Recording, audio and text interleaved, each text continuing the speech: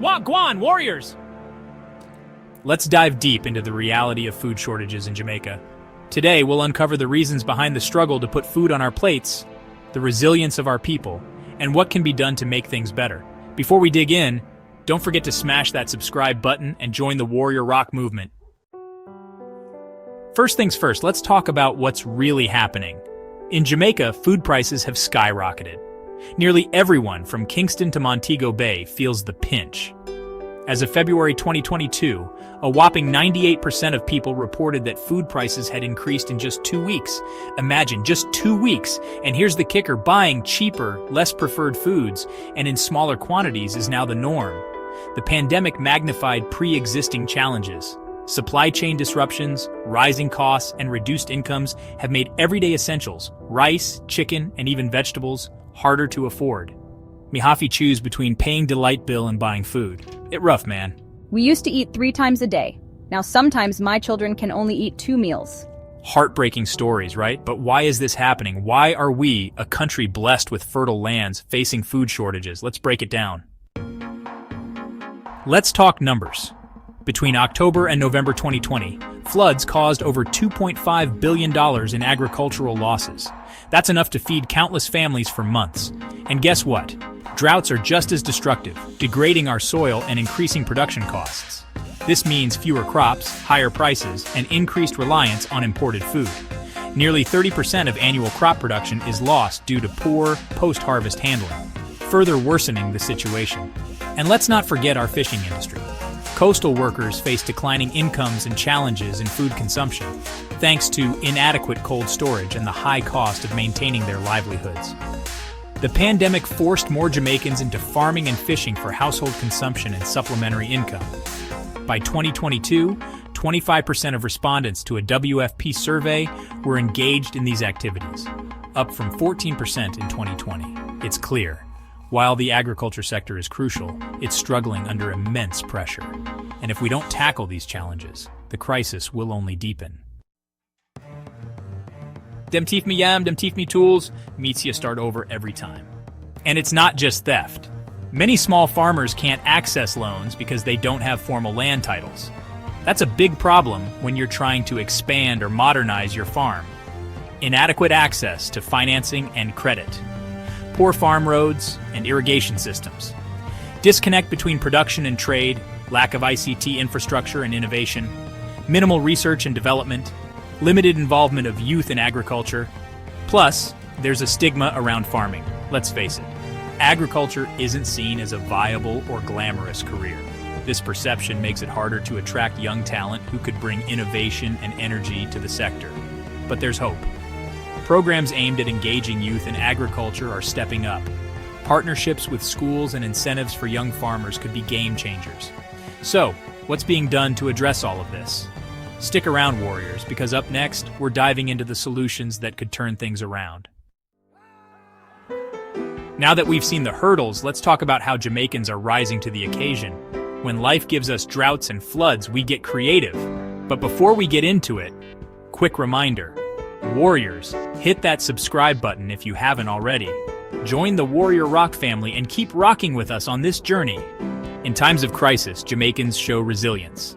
From urban gardens to community kitchens, grassroots efforts are making a difference. Remember the saying, 1 cocoa full basket? Well, small contributions are adding up in a big way. We started this garden project to help people grow their own food. Even if it's just a small backyard plot, it can make a huge difference. And the results speak for themselves. Communities are coming together to share resources, skills, and food. It's a beautiful reminder of how strong we are when we work together. While communities are stepping up, the government is also taking action. Initiatives like the Rural Agricultural Development Authority, or RADA, provide support to farmers, including seeds, fertilizers, and technical advice. But is it enough? Let's break it down.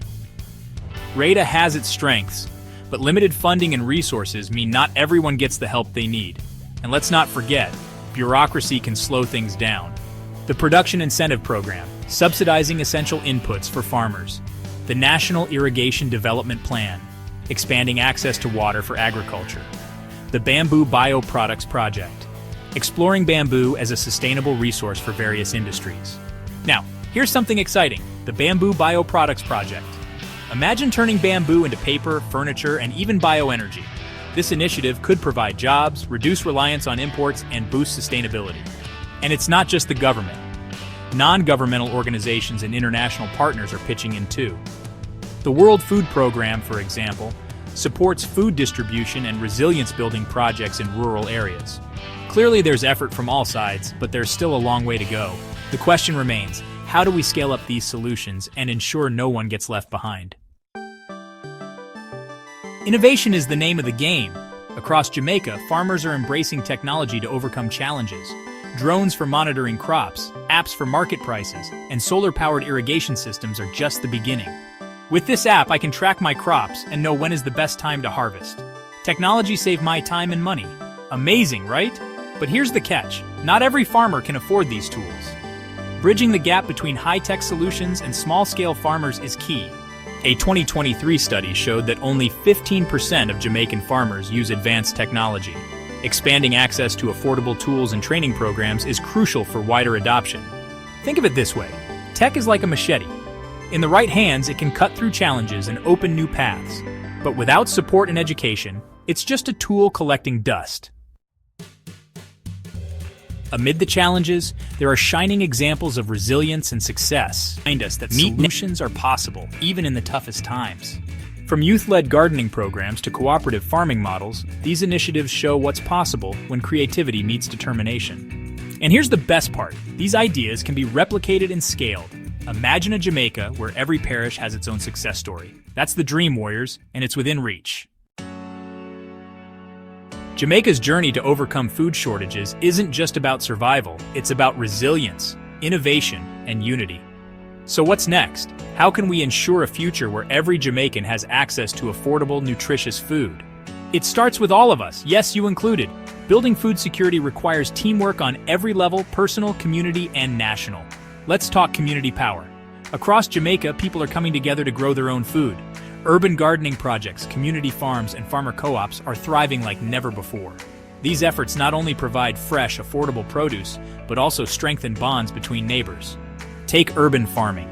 In Kingston, rooftop gardens are transforming underused spaces into green havens. Communities are growing callaloo, peppers, and tomatoes, cutting their reliance on expensive imported produce.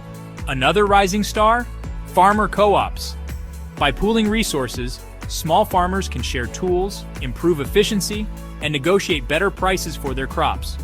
Imagine, one farmer might struggle to buy an irrigation system, but together, a co-op can make it happen.